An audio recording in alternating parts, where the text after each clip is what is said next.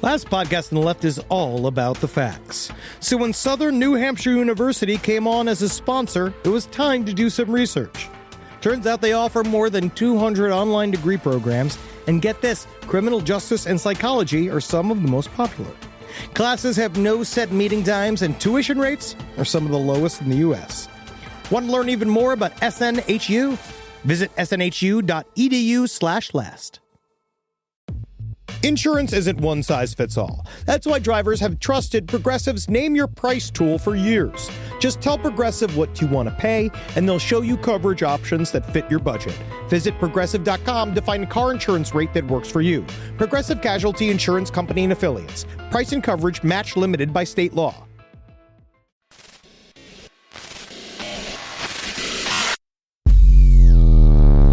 Hold, primates listening. It is I, Numator 479. According to our studies of your puny mammalian race, we discovered you like very good coffee. And while it is our evolutionary purpose to cause you psychic torment, we want you awake and vivacious to give it. So try our new blend from Spring Hill Jack Coffee, Reptilian in the morning. Our proprietary blend of lightly roasted cacao husks will have you immediately energized upon emerging from the pain cloaca with all your slippery new eggs. Thanks, honey. Hot, I'm cold-blooded. Thanks to Spring Hill Jack and last podcast on the left, I'm ready to get out there and eat some babies. Get out of the way, Hillary Clinton. There's no place to escape to. This is the last podcast. On the left. That's when the cannibalism started. What was that?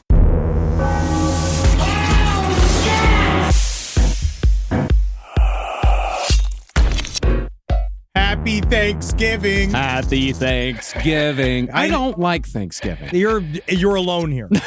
You're alone here. You're alone in the studio. Thanksgiving is wonderful because there's no Jesus Christ here. Welcome to Last Podcast on the Left, everybody. I'm Marcus Parks here with glutton Henry Zabrowski. I love to sit with my family and sup. I love to sup, but hopefully you've already consumed your meal, all right? Because we're going to talk about, after 2 weeks episode to go, I don't know. I'm still we just recorded necrophilia. Yeah, we did just record it. We're getting everything out of the way before the holidays come. But yeah, we did just record necrophilia yesterday. Yeah, I just can't wait. And I was like looking up, yam recipes yesterday, and it's been like, oh man, I was reading all about Harold Schechter's new book, Murderabilia, which we're going to be talking to him today in an exclusive interview. Yeah. But I forgot about the acid bath killer. Yeah, the acid bath killer is incredible. Just turning somebody into soup. Yeah. Turned many people into soup. Did you get to read about the guy who owned the sausage factory and put his wife into the sausage mixer and they didn't find it until all the sausage had already gone out? That's fun. Yeah. Everyone got real upset in Chicago. Yeah, sausage sales plummeted. God, that must have been hard for the economy, that entire city. Well, yeah, the acid bath killer. He was the one that said, yeah, I killed him, but you ain't got no body. Ain't got no crime. And you're like, good luck. You just confessed to murder. Yeah, and then they found quite a bit of evidence back at his house. Like, I forgot to rinse out that bucket. Oh, no. And this is where an eye for detail really comes in. But today, we have a very special Thanksgiving episode. We have one of our mentors. Yes. In true crime. He's here to talk with us about his new book, Murderabilia, and his new project, upcoming projects, and his thoughts on why he doesn't feel shame about loving true crime. And none of you should feel shame about loving true crime. I don't feel any shame about loving true crime. No. Henry feels shame about nothing. Almost nothing. It's more personal. It's more on the inside. Again, I saw myself getting out of the tub the other day. Yeah? Nah. Is it you still got the frogman thing going on? Nice. Don't look good. Don't look good. But are you ready for the sultry tones of Harold Schechter? Here he is. Live from your grave. So here we are with Harold Schechter, the patron saint of Last Podcast on the Left. Our benefactor, our contributor. You don't know. You are a contributor. I'm sorry. I'm very honored. You guys have kind of made me a celebrity among some group of social misfit, like young people who are coming to me all the time. Yeah, so I'm very grateful for that.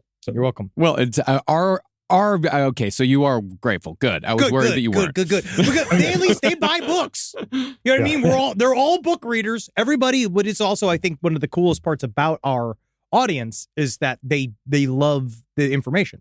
So they're going for it, and nobody does it better than you. Well, I truly am moved and appreciate that. That means a great deal to me. Of course. No, well, I mean, we've talked about it before about you being such a huge influence on the podcast. Because what I love about your writing is that you find this line where it's like it's lurid up to a point but still being very respectful. And that's what we're trying to figure out. Well, when I mean, the material is so inherently sensational, and sensationalistic that I felt, you didn't have to play that up. You just, report it. Understatement in a way is the best way of communicating how horrible it was. Just letting the facts speak for themselves without using over the top lurid language or whatever. So yes, that was a deliberate stylistic choice. But that's also one of the things that I think sets you apart from a lot of other true crime writers is that you don't shy away from the detail. Like you give the detail as it is, no matter how horrible it is. Especially like would say your book on Albert Fish. Like it's you pull no punches at any point. Yeah. Well, again, with Fish, you just had to quote from his letters or whatever. Sure. But with Fish, it was particularly important to communicate, how monstrous he was. I think there are many people, myself included, who do regard him as the most, again, it's hard to gauge these things, but because his victims were children and because he took such joy in torturing them, it's hard not to think of him as possibly the most monstrous serial killer the country has produced. So. And he should be proud of that, wherever he is. I hope he's looking down. Him and Beethoven and Ruth Bader Ginsburg, and I hope that I hope they're having a good time. Well, I'm not entirely sure they're all in the same place, but I'm sure he'd be, happy to be counted as the most monstrous, sadistic sex murderer in our country's history. God, he'd be jealous of new guys. Before we talk about your new book, Murderabilia, which is great, love this book, so good. I want to ask just a general question about just kind of decades spent wading through true crime. Yeah, because ourselves, we're about 15 years into it. Yes. We're still relative newbies when it comes to really just living in the world of true crime all the time. Yeah. How does it feel? Because I feel like we're watching another, which is now you have documented many times. We were in a waxing period for true crime, and now we're in a waning period for true crime. Oh, yeah. I would say, but it feels like more so it's not as red hot as it was like 3 years ago. Like, what does it do to you? Like as a man, like when you are researching this material, like, and your relationships, like, does it wear upon you? Like, does it, like, as each cycle comes and goes, watching people be super into true crime and then be like, true crime's horrible. Like what do you like?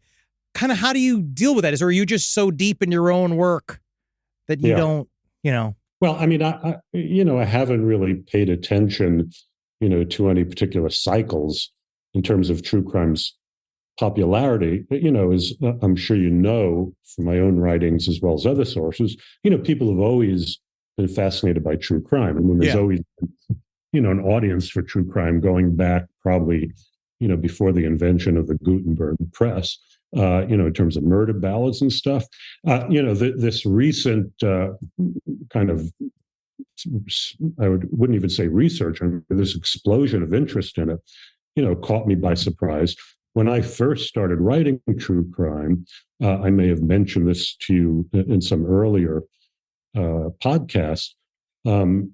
It was considered such a sub-literary genre. Yeah. That I couldn't persuade my publisher, Simon & Schuster at the time, to publish my Ed Gein book in hardcover. Because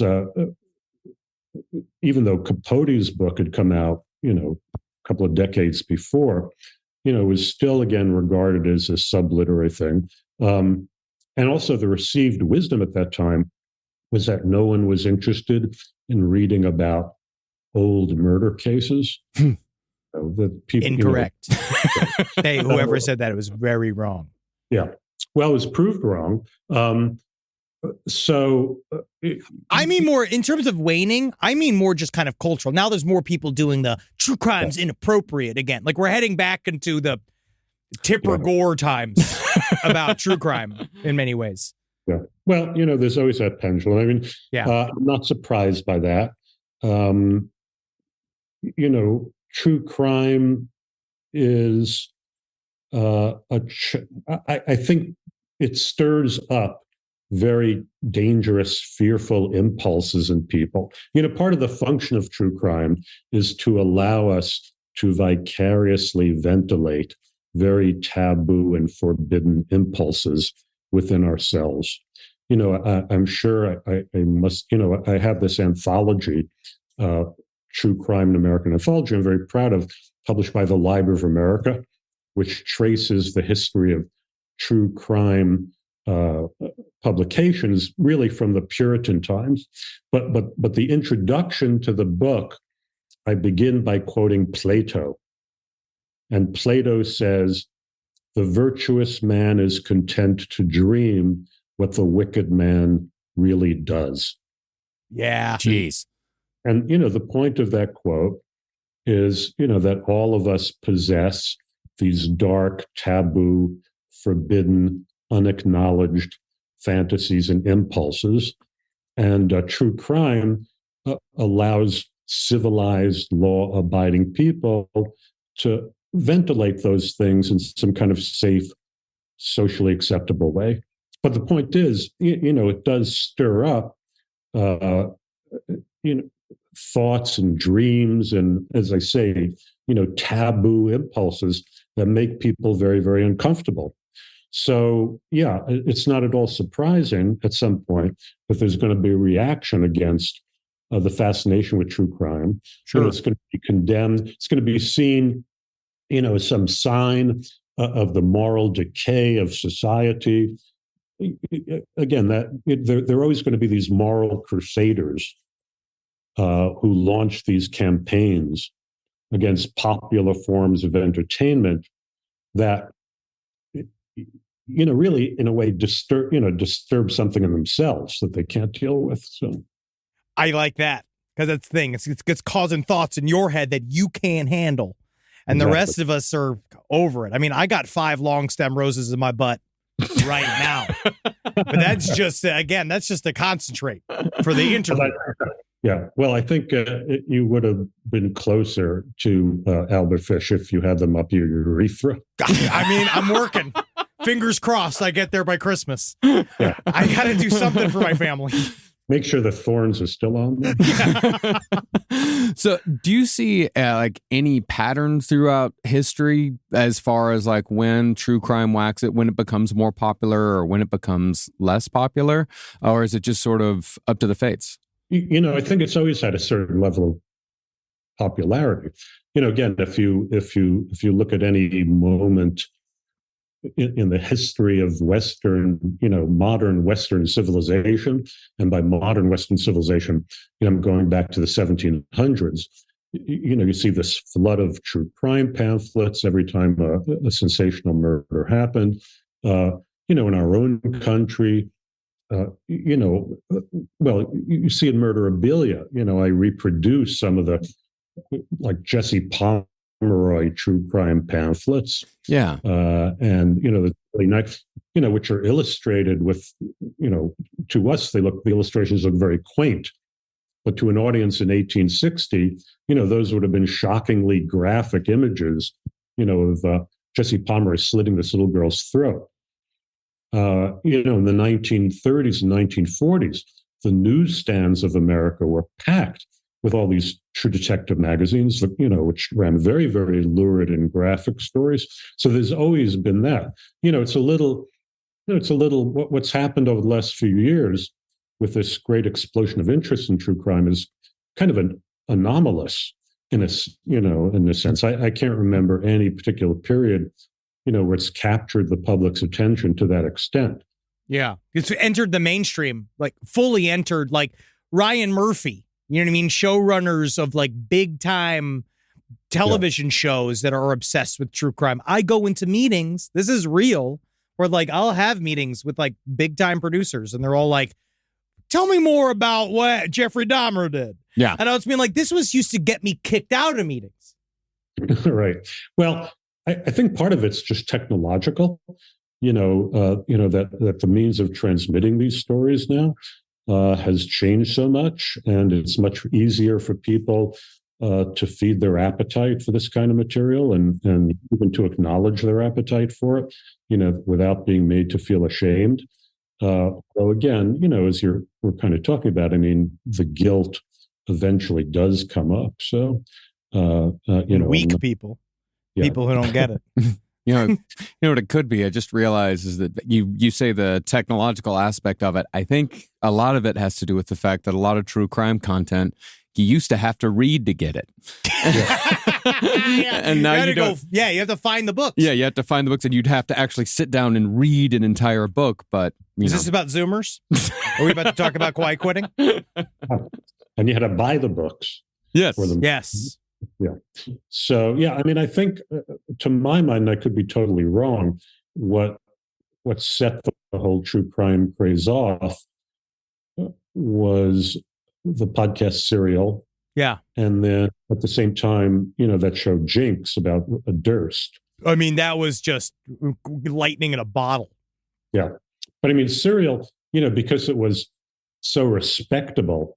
I have very mixed feelings about Eric Larson's Devil in the White City, as I'm sure drew very heavily on my own. But the way I always thought of that book was that he made true serial killer stuff safe for women's book clubs. Yeah. Because embedding the Holmes story in the story about the building of the Chicago World's Fair, you could read about H.H. Holmes while feeling you are learning something cultural. Sure. Something safe. You're learning something cultural, but on this other level, again, you're getting to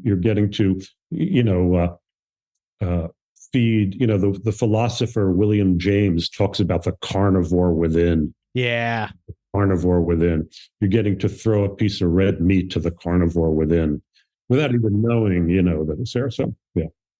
I've seen a lot of ladies express it. But I will say that's kind of why, it is both who we are as people, but it's also a part of our show, which is we understand what's like, we used to joke about how you have to get through the jokes to get to our information. Like you have to handle, like we're ghouls in the proper tradition, I think, of true crime is just both being deadly serious about the information, but also kind of reveling a little bit and understanding that this is naughty.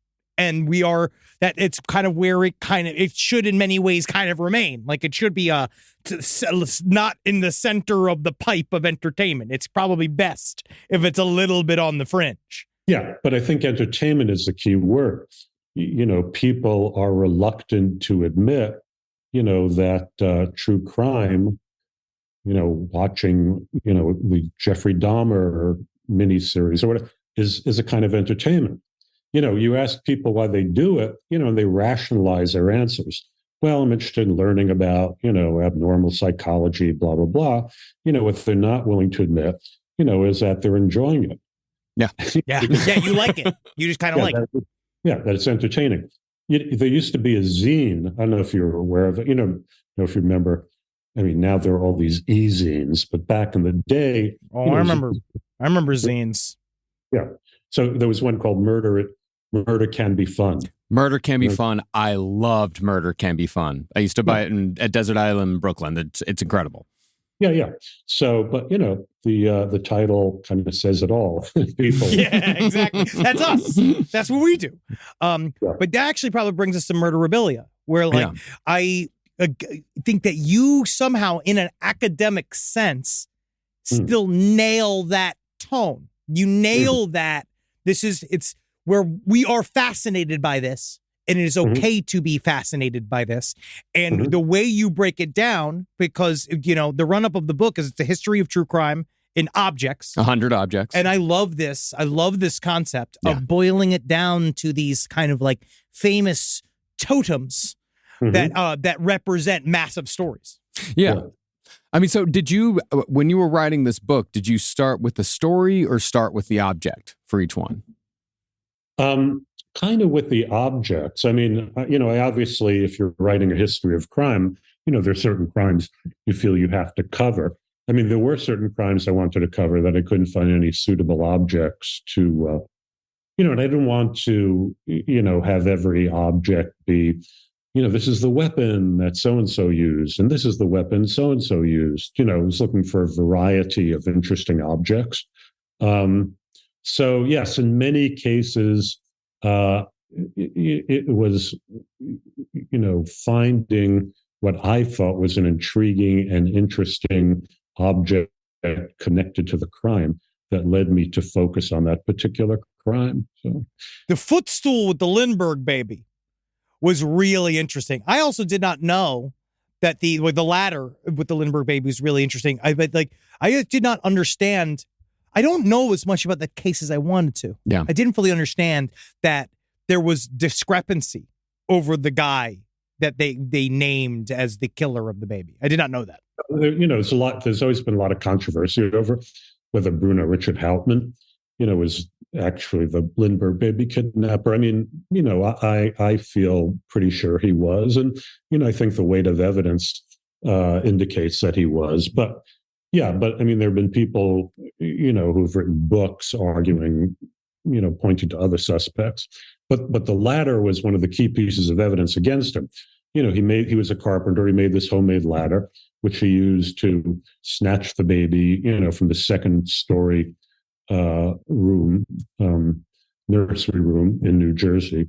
And technically, that's like a Looney Tunes tactic. Yeah. Yeah. Well, it's like Wile E. Coyote. Yeah. Well, you know, he did it. So he, you know, and he almost kind of got away with it. But yes, but it was these wood experts who were able to match the wood from the ladder to these missing boards in Hauptmann's attic, you know, that, you know, helped convict him. So I did appreciate in your book how you put wood experts in quotations. Yeah, it just sounds like a lumberjack shows up and like, I know wood. Like, oh, great. Right. Yeah. So, you know, again, some controversy surrounds it, but, you know, that's a very, very famous piece of murderabilia. I should say, by the way, again, I do in the book, the term murderabilia, coined by a gentleman named Andy Kahan, who works for a victims unit in Houston. I was actually on John Walsh years ago of America's Most Wanted, briefly had a daytime talk show, and I was invited to be on with Andy Kahan on this subject. Andy, by the way, coined the term. I mean, he's violently against you know, anything having to do with murderers profiting, you know, justified from their infamy, you know, by selling things and so on. You know, I was there to point out, as I do in my book, you know, that it's not at all a modern phenomenon, you know, that, you know, people every time in the past, and again, going back at least to the 1700s, that, you know, a horrible, sensational murder happened, hordes of people would flock to the site and want to come away with some sort of morbid souvenir. I always think of the Bell Gunna site when I think about that. That's interesting. Yeah.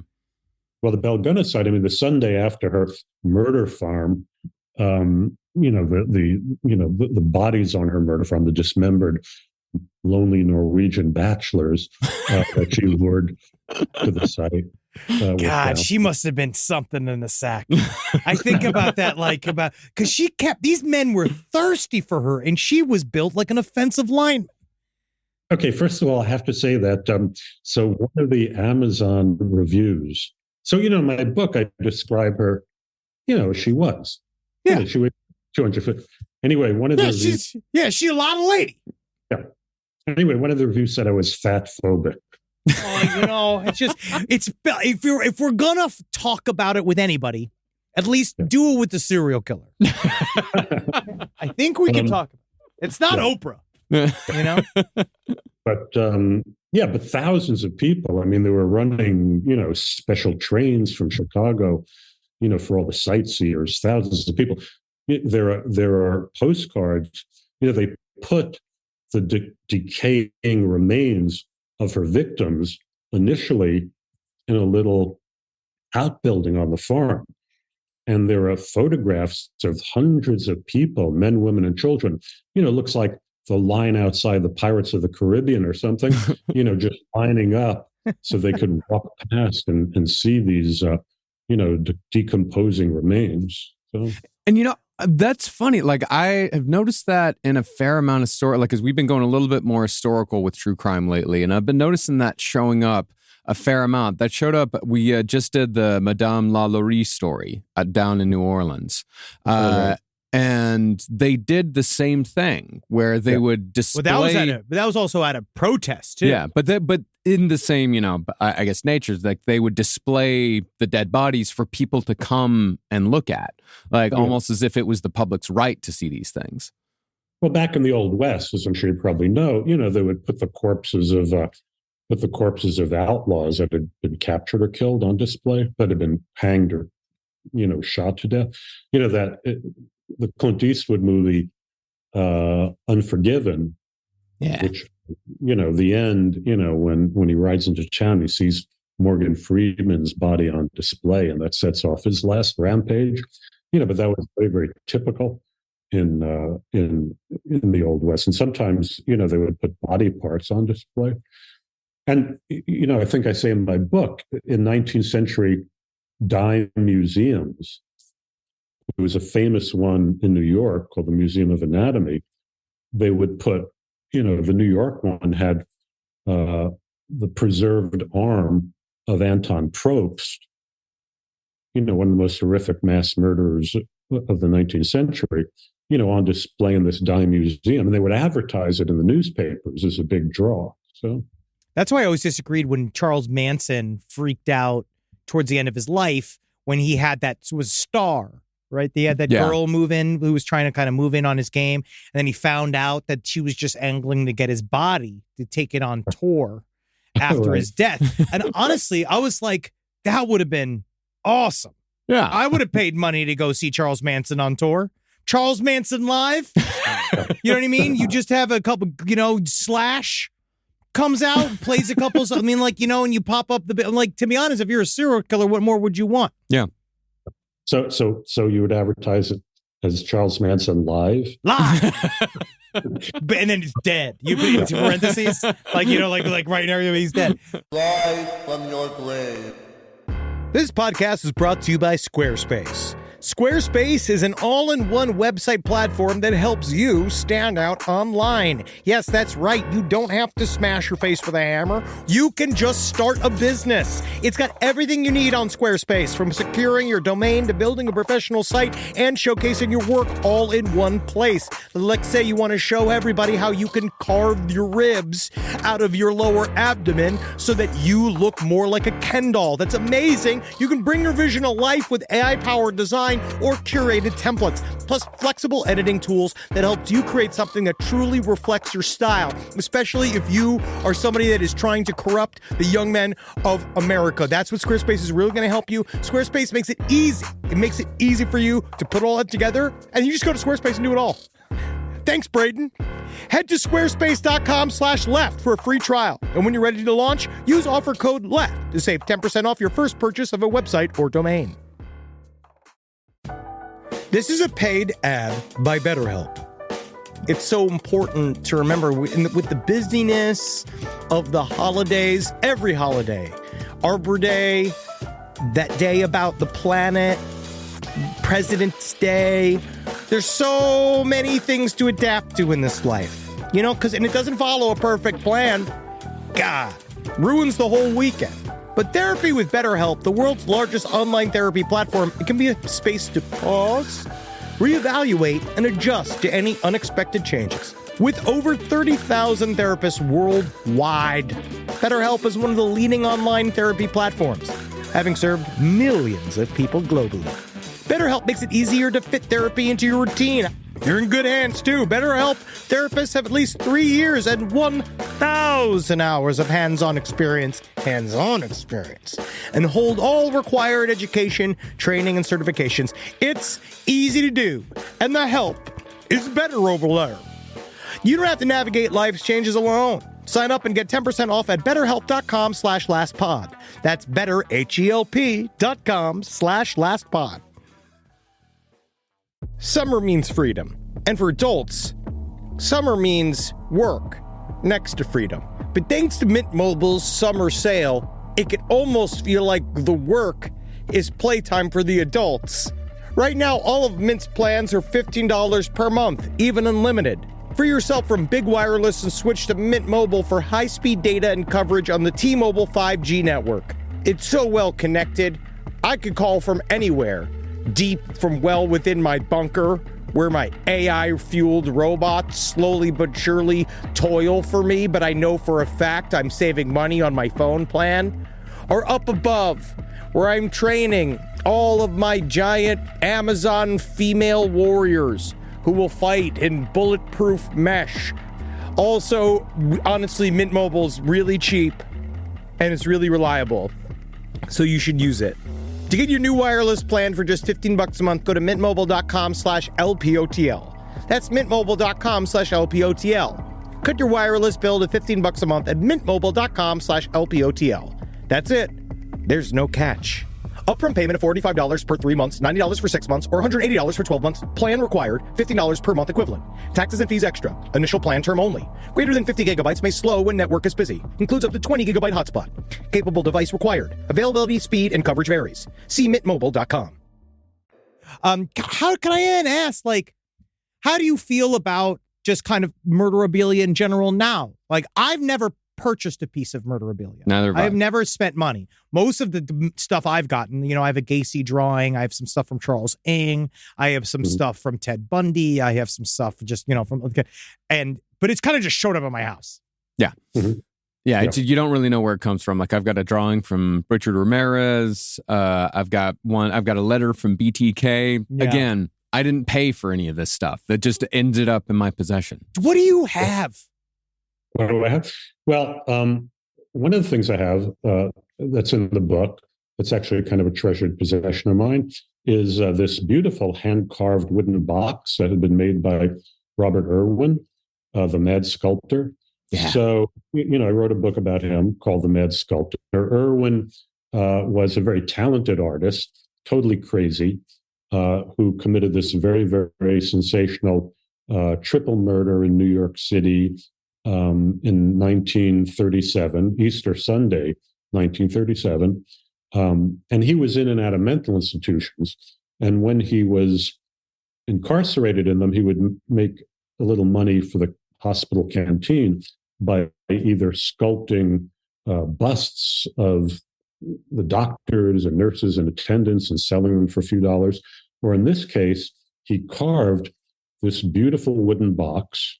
He made the box, he carved it, and each side of the box and lid of the box is decorated with a bas-relief carving of this naked woman who was this young model named Ronnie Gideon, who was one of the victims he killed. Jesus. Whoa. After my book came out, this very sweet woman from down south contacted me and said, my husband was a guard at one of the mental institutions that Irwin was an inmate in, and he bought this box from him. And her husband was deceased. I think he'd want you to have it. So I, offered to purchase it from her and flew her to New York and, have this box, which is, really quite an amazing piece of artwork, actually. So do you use it? Do I use it? Is there stuff in it? The only thing that's in it is the original letter she sent me, describing what it was. But no, I do not use it. It's an objet d'art. as the Yeah. I'm trying to think. I have a couple of other things. I have a watercolor that somebody gave me from Lawrence Bittaker, I think. Wow.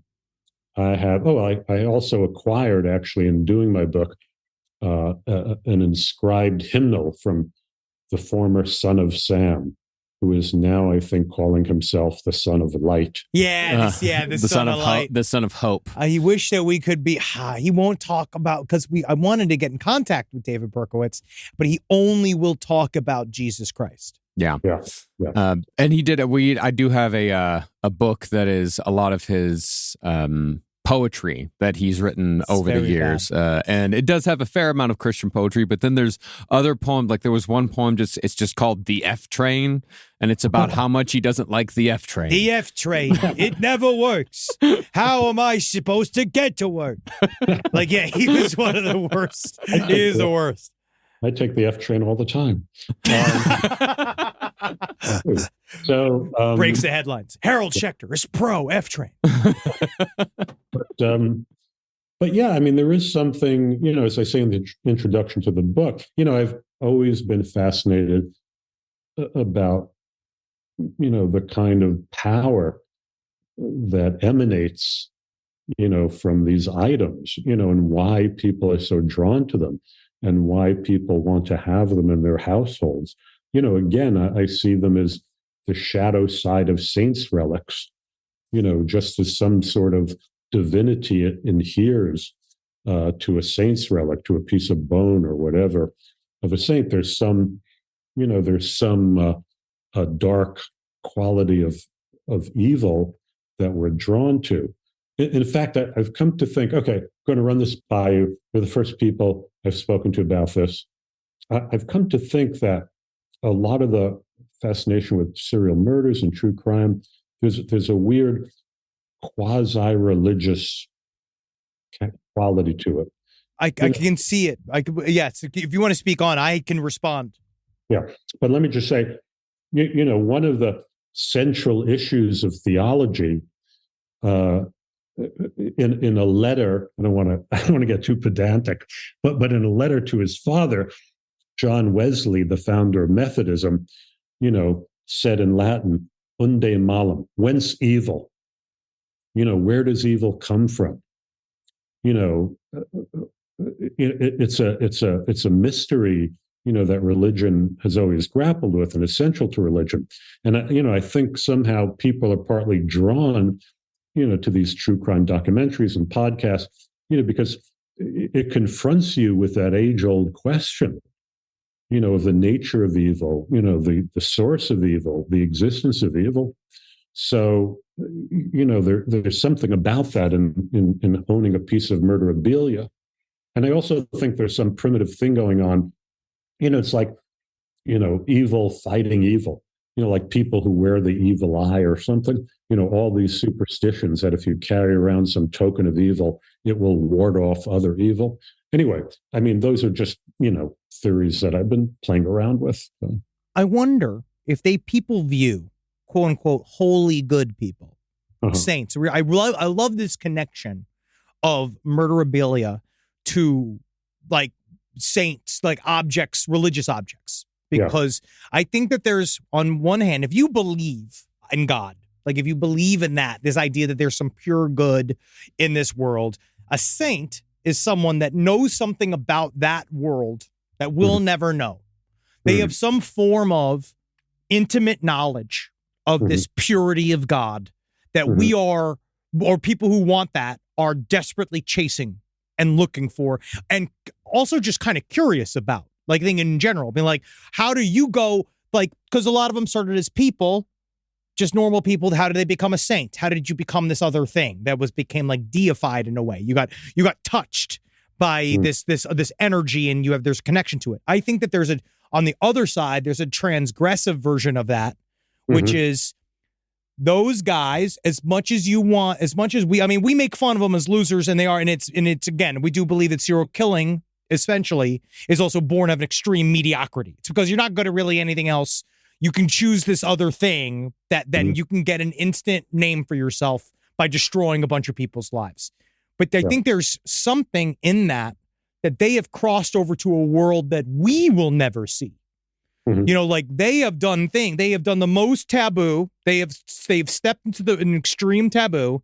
And the thing, in some ways, there's a curiosity about, yes, like whence evil, right? Like what made you go do that? But also like, there's something about you. That means there's something inside. There's an experience that you had that I will never understand. Well, it may also be a case of or see. It's a lot easier to touch the devil than it is to touch God. He's there. He's wanting. His pants are down. And if you're wanting to get into something that, you know, supernatural or something extra-normal or anything like that, something religious, then, you know, if you believe in God, therefore you must believe in the devil. And it's a lot easier to touch someone who's touched bad. Much easier to do bad than good. I think about Gacy, and I think about guys that are like true villains of American history, right? Like not just like low, like murderers or mass murderers, but like those guys that are like, we now, you know, John Wayne Gacy, upon rewatching his stuff, there was like, I had a interested in him not that long ago.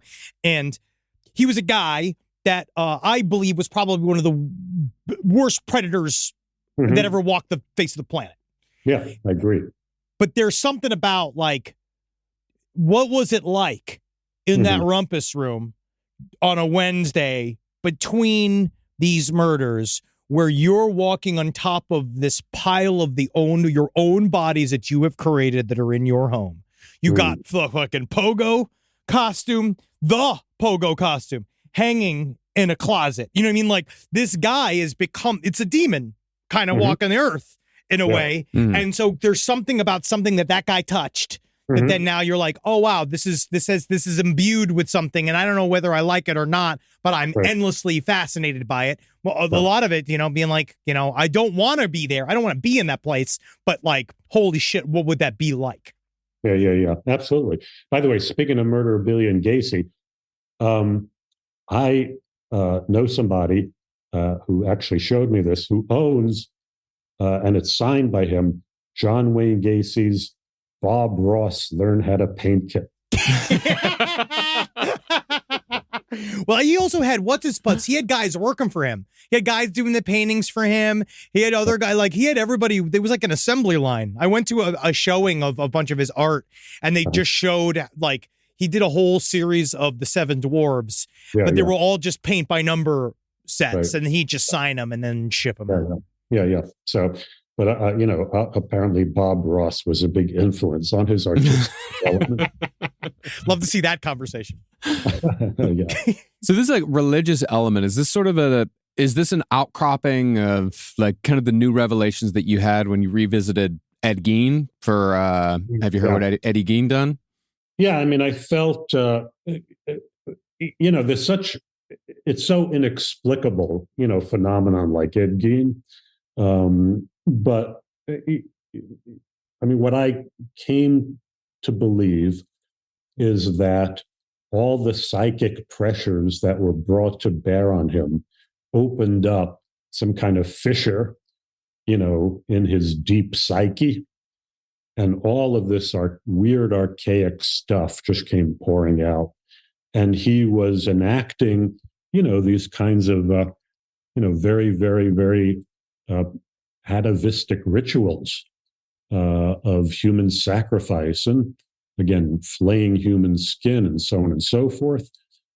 You know, it's one of the sources, I think, of the fascination that surrounds Gein, you know, because you have, you know, this guy living in 1950s, you know, the American heartland in the 1950s. You know, the rest of us are there watching Leave It to Beaver on TV, so on and so forth. And he's in this little remote farmhouse acting out, you know, these very bizarre rituals, which would have been, again, familiar to Aztec priests and stuff. So weird. There is some element of that. You know, given the materialistic society we live in, you know, the very secular society we lived in, you know, still on some level, you know, we believe in these cosmic forces of, you know, love versus evil, you know, that are always at war with each other. And, you know, as you were saying, there are, on the one hand, the saints' relics, which resonate with this quality of self-sacrifice and utter selflessness and, love. And then the shadow side of that, this murderabilia stuff, which resonates with all this satanic meaning. Oh. It's cool. It's incredible. It's pretty cool. Rise from your grave.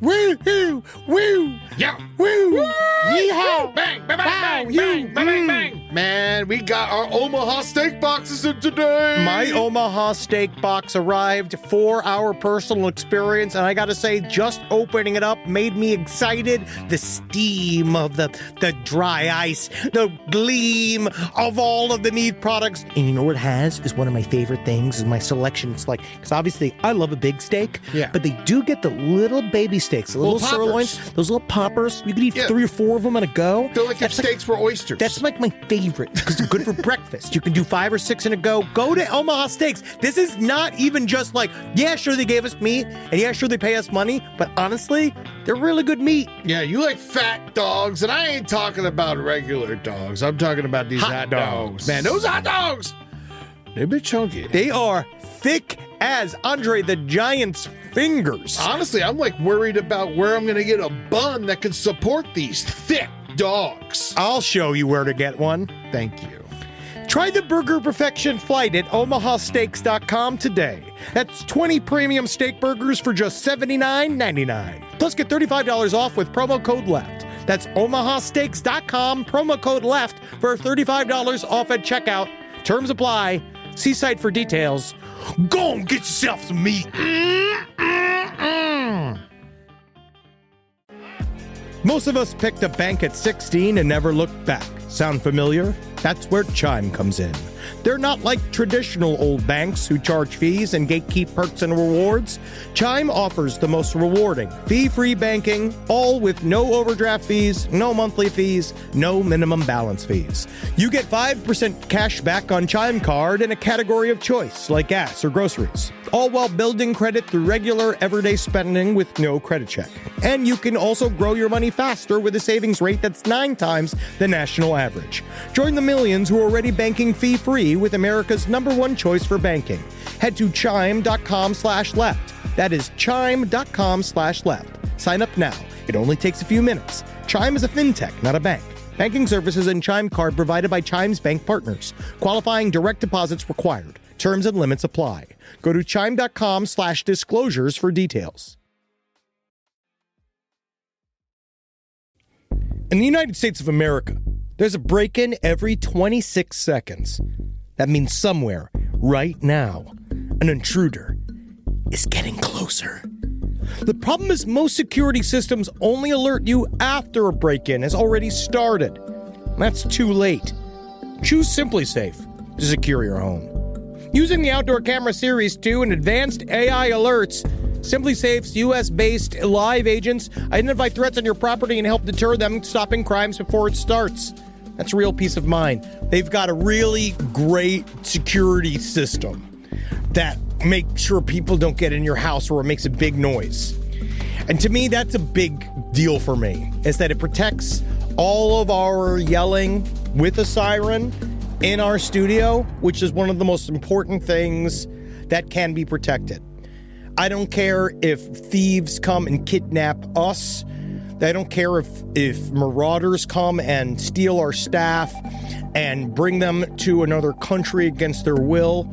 As long as our words aren't affected, as long as our precious data isn't affected. And SimpliSafe does that. And for that, I say, God bless you, SimpliSafe. God bless you. God bless you, SimpliSafe. God bless you.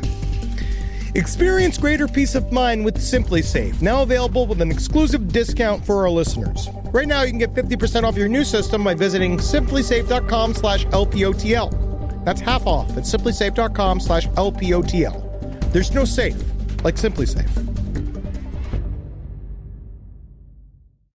Now that we've arrived on the subject of Ed Gein once more, we were both on a new MGM Plus documentary series about Ed Gein, in which we all got to hear Ed Gein's voice for the very first time.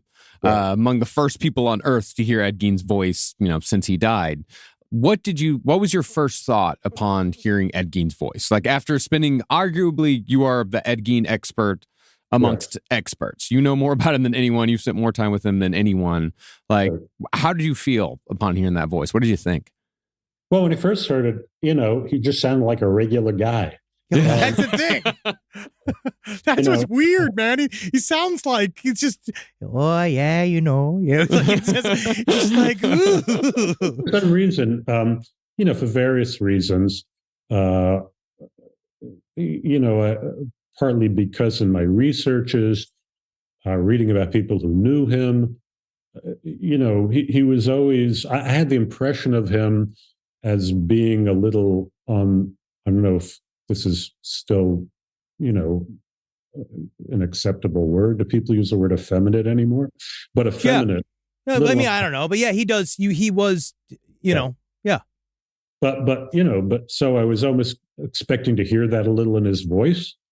But yeah, there was none of that. He was just like this regular farmer guy.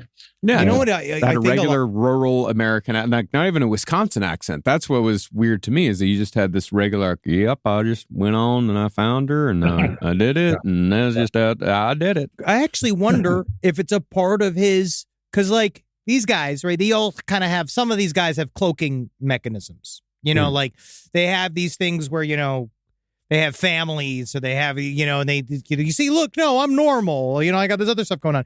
Where I wonder if that's just his way. It's like how I'm trying to learn about football so I could talk to men, right? Because I got nothing to talk about except aliens and serial killers. So I'm learning to I use football. I'll go like, the Cowboys, huh? And that works. Where I wonder if Ed Gein affected more of a, tougher accent. Yeah, I don't think it was an affectation. I mean, I think, when he wasn't robbing graves and dissecting corpses and dressing up in, flayed skin and so on, he was leading, this kind of regular Plainfield, Wisconsin life. So. I'm just a regular guy, just like you. Let me feel your sides. Let me just see. Oh yeah, let me show it. What's your waist? But yeah, he is. Yeah, but otherwise he's just a regular guy. Yeah. God. Obviously none of his neighbors. Well, of course, you couldn't really imagine anything. That's the thing. Is that when he's in the Willy Wonka chocolate factory. You know what I mean? No one knows what's going on in there, and the Oompa Loompas are afraid. Yeah. Well, people would sometimes ask me, didn't some of his neighbors suspect? But, I mean, who would suspect what? Yeah. He's grave robbing. He's wearing human skin. He's dancing in a field. Like they'd lock you up. Yeah. For even suggesting it. There was a great, the satirical newspaper, The Onion. Yeah. So they had this great headline years ago. Neighbor said she always suspected that the man living next door was a serial killer. And she, I think it was those nurses he was burying in his backyard. But if you don't actually see that, you don't suspect. And again, it would be unimaginable for anybody to suspect the kinds of thing Ed Gein was doing. So, of course. Yeah, because he was just inventing stuff. Yeah. Oh, yeah. I think of him as a little bit of an outsider artist. Oh, yeah. Very much so. Very outside. Yeah. He's a solar system artist. Yes. No, but, Gein, again, is endlessly fascinating. And as you see in Murderabilia, a friend of mine came into possession of Augusta Gein's crucifix. I saw that. I was going to ask you where that came from. Yeah, he actually wrote me. I'm not sure how it happened. He was puzzled because apparently we reproduced the flip side of the crucifix. But in any case, where that came from was that Gein formed a friendship, an epistolary friendship. They, just wrote letters to each other with some guy when he was in the institution that he was in until his death. They became very, very close pen pals. And at some point, Geen sent him as a gift Augusta's crucifix with a little card. I don't quite remember how my friend came into possession of it, but he purchased it from this other person, and he has Augusta's crucifix and the card, Ed Gein's card that accompanied it. So, God, I wonder what his signature was like. I just see it as like Ed, like just in block letters. No. I mean, I've seen cards from him. He had perfectly normal handwriting. He was. That's kind of disappointing. He was. He was not a stupid man, Geen.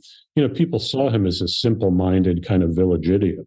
But when he was incarcerated, he apparently read pretty widely.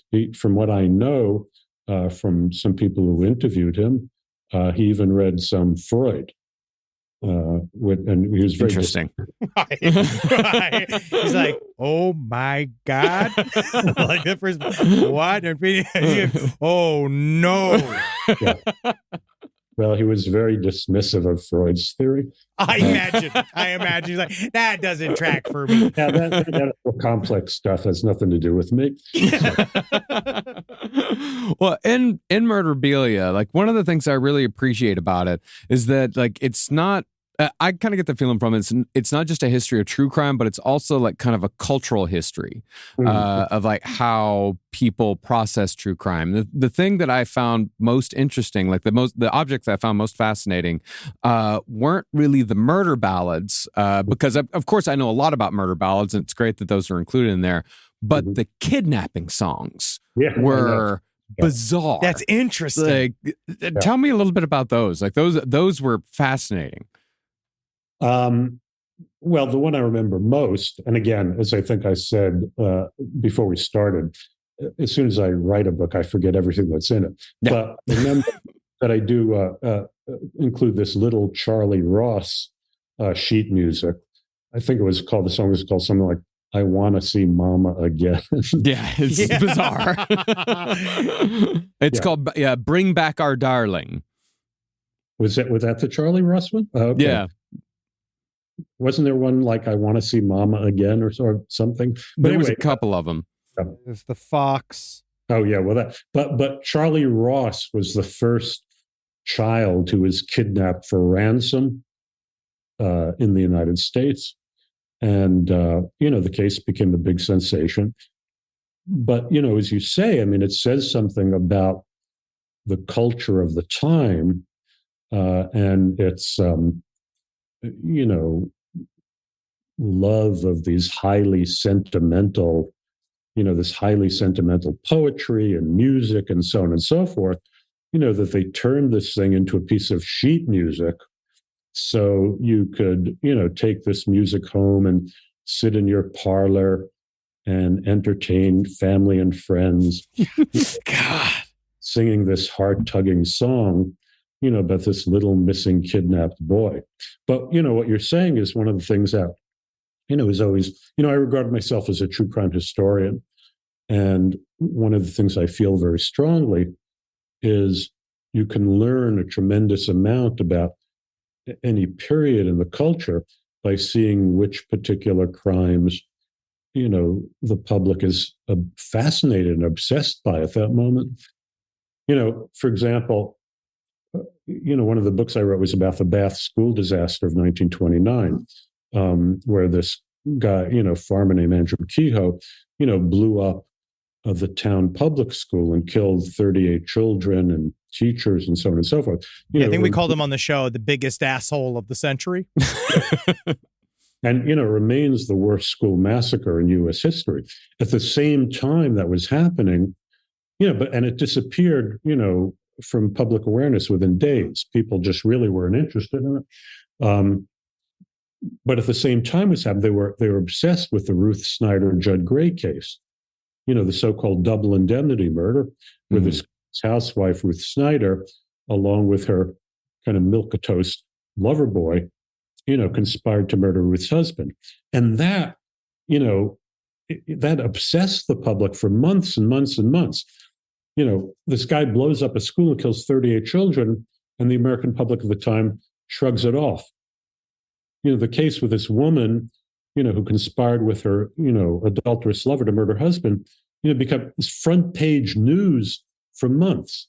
And it's because, she embodied something, that the public was, very, very terrified at the moment.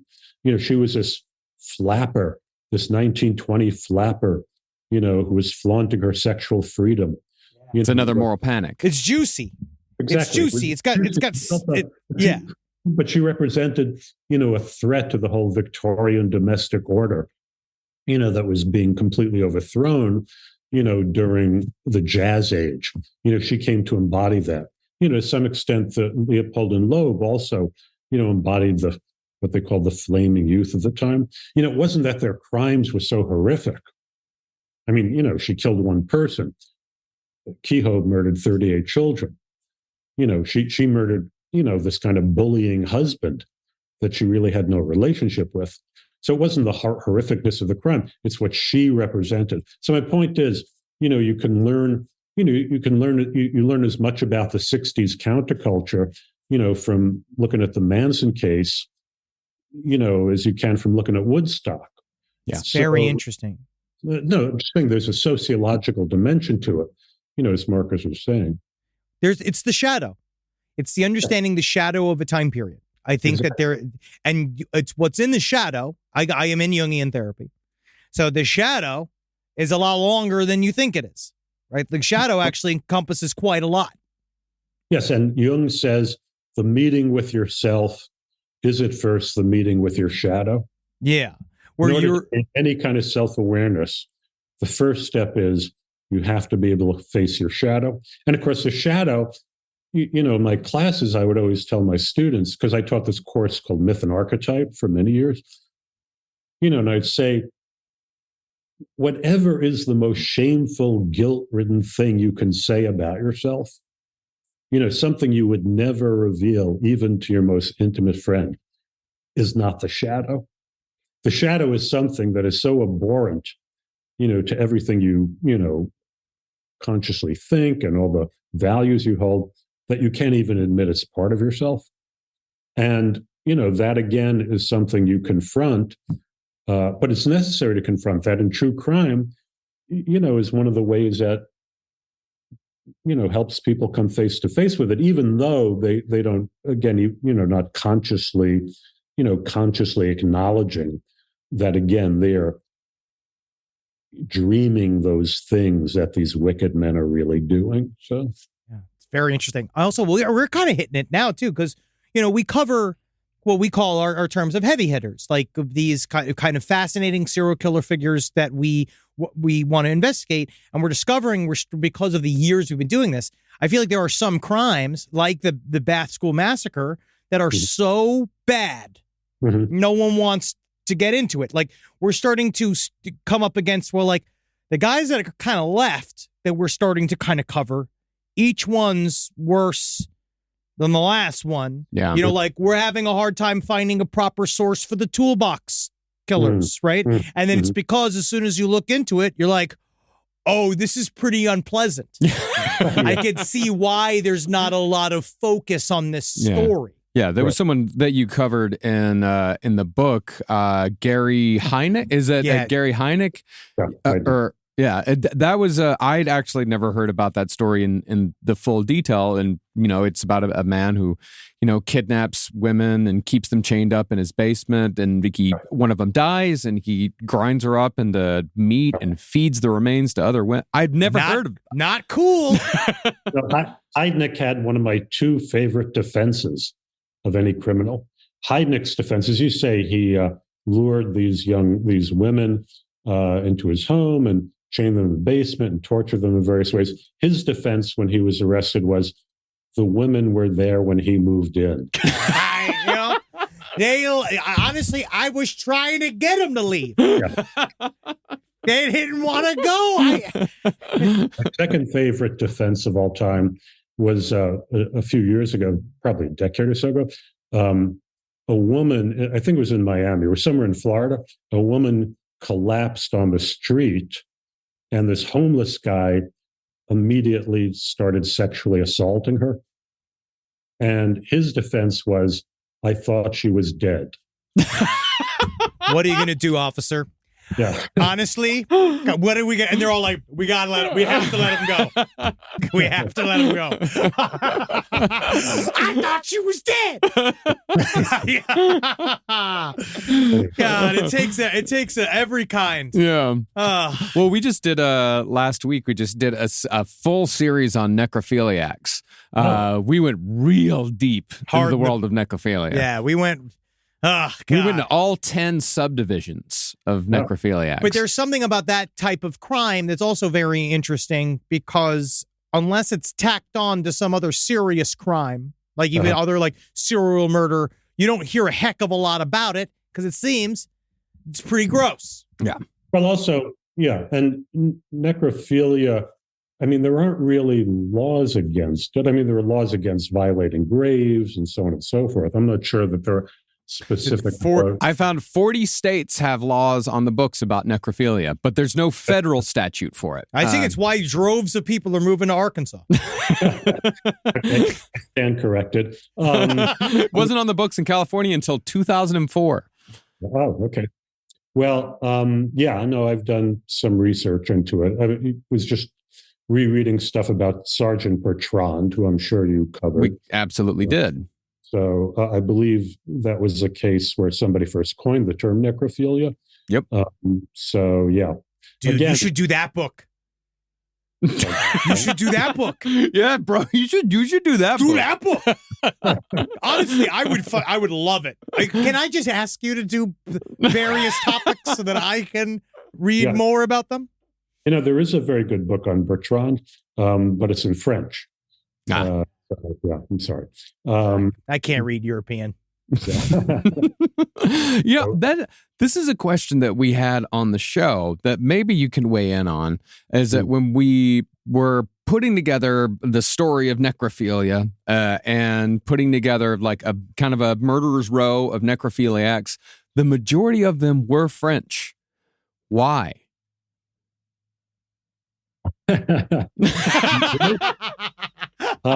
Well, you know, I mean, you know how the French feel about having sex with women. They're very liberal. Part of the I mean, I can only assume that it is part of the French attitude toward l'amour. You know, like, I know Pepe Le Pew was canceled recently. Honestly, finally. Yeah. I mean, I don't know if that had anything to do with that. But yes, I can't, you know, it does. You heard it here first, ladies and gentlemen. Harold Schechter says Pepe Le Pew is a necrophiliac. I wouldn't put it past him. I wasn't totally sure why he was canceled. I'm just throwing that out there. He's a touchy. He touches too much, yeah. Well, I mean, man, this has been so great. This has been so much fun. This is so fucking great. Thank you so much for talking to us for so long. Do you want to talk about... I mean, I know that you're right. You're working on another book right now, or you just finished it. You said 50 States of Murder. 50 States of Murder. So it's a book about what I tried to do in it was, you know, there's very little about all the most notorious cases that are associated with certain states. You know, because, you know, who needs to read more about Charles Manson or Jeffrey Dahmer or even Gein? So what I tried to do was write about crimes that are very, very notorious within each state, but are largely unknown to the rest of us. You know, crimes that have entered into the criminal annals of the state, gone into the criminal lore of the state. So, yeah, I mean, you know, there are over 250 cases I cover. You know, and most of them were new to me, and many of them are very, very fascinating. Not sure exactly I just handed the book in, not sure exactly. I'm thinking maybe it'll be out in 2025, but that's awesome. I'm very, very proud of Murderabilia, and I'm really glad you guys liked it. We love it. Really glad you guys invited me to be on the show. It's always a great pleasure to talk to you guys. You're the best. You're so good. Looking forward to the book. Looking forward to your book on necrophilia. I'm looking forward. Actually, it's funny to say that. Eric Powell and I were actually thinking about doing a book on that subject, connecting it to Ed Gein.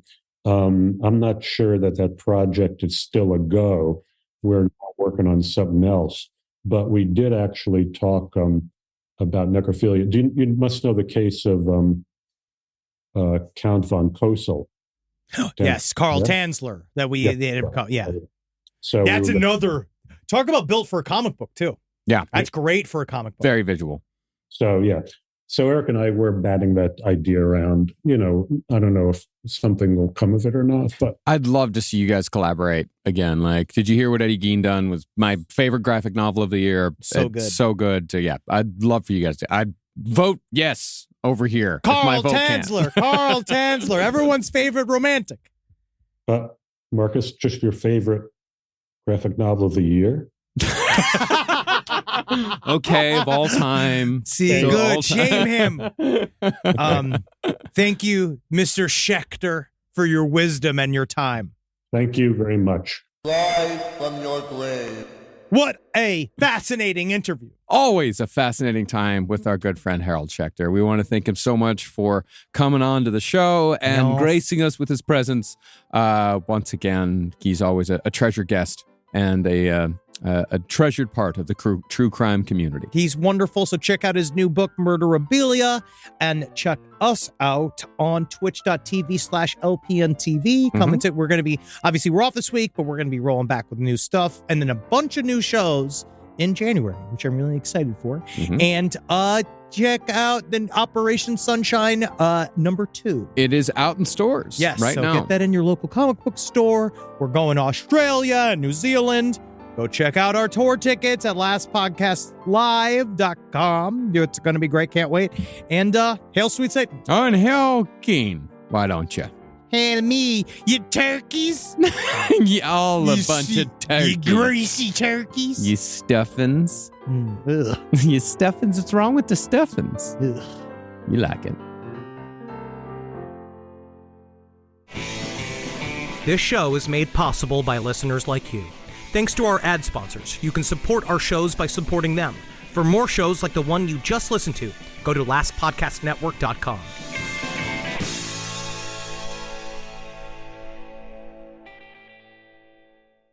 Paragold has Luxury Homes' largest selection of outdoor furniture, lighting, decor, and more. Discover pieces in every style from more than 2,000 of design's best brands. Shop in-store or online at Paragold.com. Paragold, luxury lives here.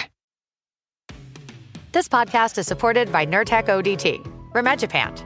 We know you didn't ask for an interruption, but migraine doesn't wait for the right moment to interrupt either. It just barges in, takes your time, and throws everything off. So when migraine takes your time, take Nurtec. It's for the acute treatment of migraine with or without aura in adults. Nurtec can provide pain relief in 2 hours, which can last up to 2 days. Ask your healthcare provider if Nurtec is right for you, because your time is for you, not migraine. Don't take if allergic to Nurtec ODT. Allergic reactions can occur even days after use. Get help right away for trouble breathing, rash, swelling of face, mouth, tongue, or throat. High blood pressure and Raynaud syndrome can occur.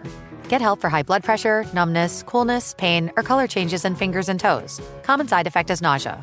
For full prescribing information, call 1-833-4-NURTEC or visit Nurtec.com. All right, back to your podcast, playlist, or whatever's keeping you going today.